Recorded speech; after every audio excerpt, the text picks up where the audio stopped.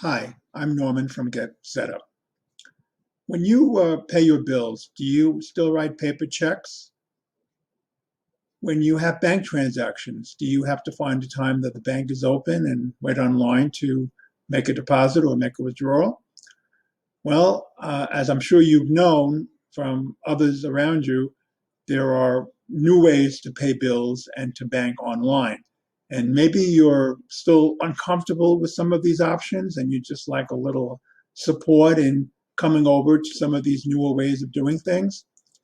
Well, in this class, we're going to focus on online banking and how you can do it safely.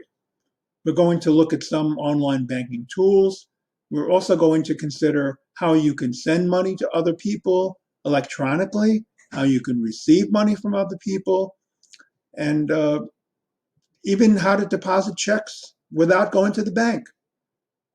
And what I found most useful about online transactions is about how to pay your bills without having to worry about stamps or writing checks. But again, with the overall intention of doing it safely, because anytime you're doing financial transactions, safety has to be paramount. So please join us for this class and learn how to pay bills and to bank online to do it safely and effectively. Thank you.